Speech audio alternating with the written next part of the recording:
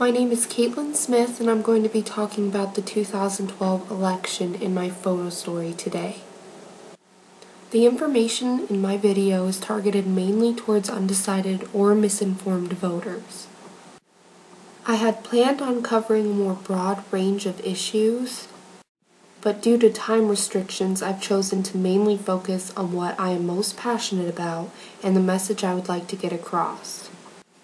That message is that voting for Mitt Romney is not only a horrible idea, but a dangerous one. We will briefly look at the candidates' differences and similarities, but I'm going to focus mainly on Romney's campaigning message. Hopefully, I can tell someone to question their decision to do more research on their own. Now, a lot of undecided voters are wondering, what are the real differences between these candidates? Well, let's take a look at their investment skills.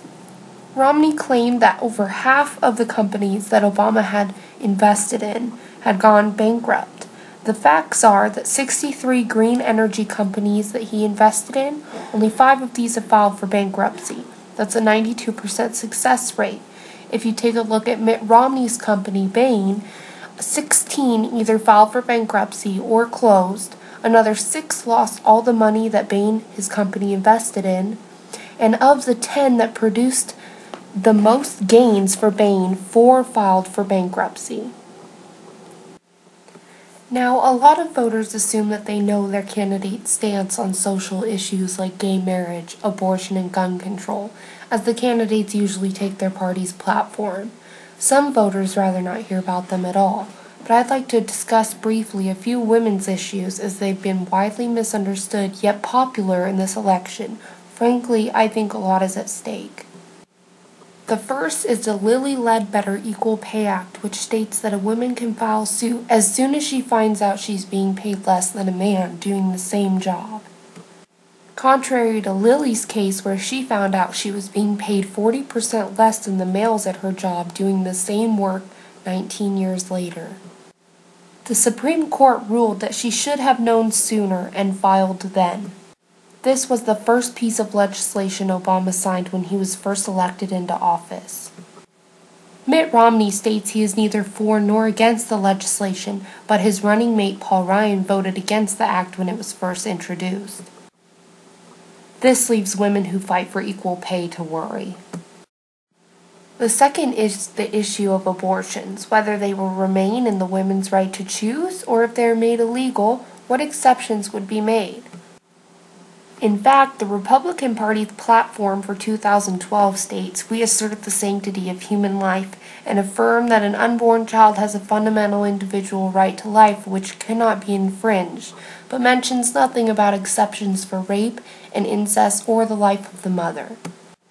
Mitt Romney said he'd be delighted to sign a bill banning all abortions, and President Obama believes women's health decisions should be made by women, not politicians. Let's take a look at a few people that Mitt Romney has chosen for his dream team.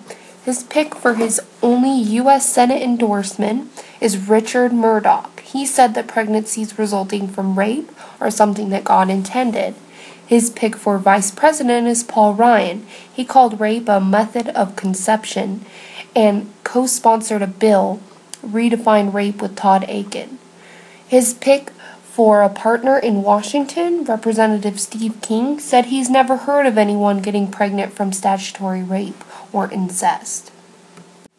Republican Joe Walsh was quoted saying that an abortion is absolutely never medically necessary to save the woman's life because of modern technology and science. On the other hand, Obama was quoted recently while visiting Jay Leno, "Let me make a very simple proposition.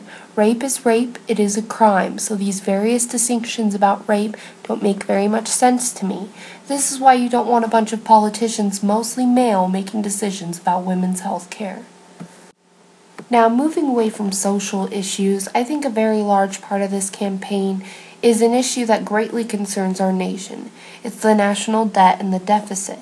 Now, I strongly believe that it does cost money to get us out of a 10-year war and to prevent our country from going into another Great Depression. Say, if the car companies were not bailed out. But I'd like to focus on Romney's idea on how to lower our spending, tackle our immoral debt, that Obama is solely responsible for. So what is Mitt Romney's plan to reduce our government spending, reduce our deficit, and tackle the nation's debt? Let's see what kind of programs he's willing to cut. Romney was quoted, "I don't want any changes in Medicare for current seniors or for those who are nearing retirement." He also says there will be no change in Social Security for those that are near retirement or in retirement. So we're not cutting social programs. So what about even bigger spending? A lot of potential saving in national defense. Romney says he'll restore the Navy to the size needed to fulfill our missions by building 15 ships per year, including 3 submarines. So no big defense projects, and the socialist programs, those will not be touched. So he's going to raise taxes, right? That's the only thing I can think of.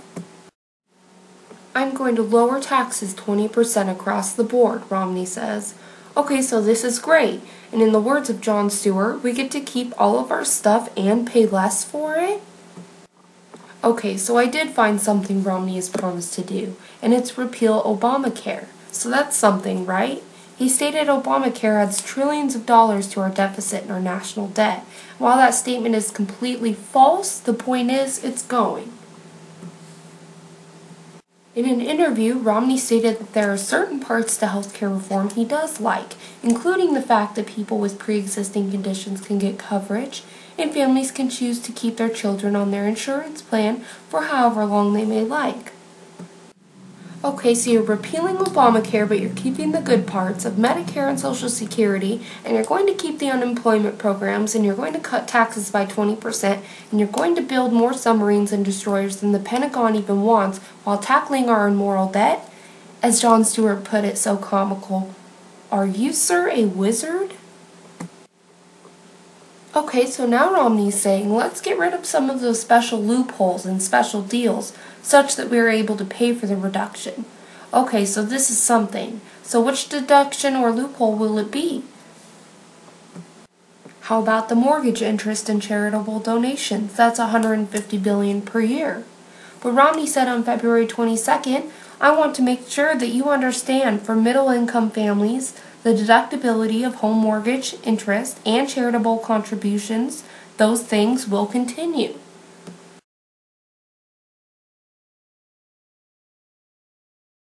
Okay, so how about the capital gains loophole that lowers the tax rate on investments income? That's $71 billion saved a year. Mitt Romney quoted in September, "That is the right way to encourage economic growth."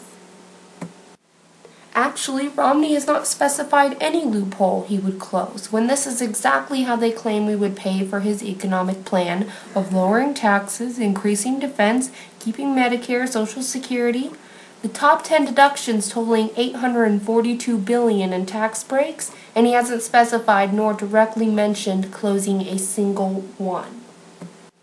When the numbers guy, Paul Ryan, claiming to have ran the numbers in Congress, was asked in an interview what the math behind the plan was, he answered, "It's revenue neutral." He was asked again, "It's revenue neutral." Finally, after 3 times of being asked, the interviewer reminded him, "We still don't have any math." Ryan laughs and states, "It would take me too long to go over the math." Well, here's an idea, again one of Jon Stewart's. "We get it, you're busy. Why don't you just leave it with us and we'll look it over?" Listen, the purpose of my video was not to simply and totally bash on Mitt Romney. But in my opinion, his campaign and promises have the most holes in them between the two in the campaign. I urge you, if your mind is made up, to go do some research because I've only scratched the surface. Thank you.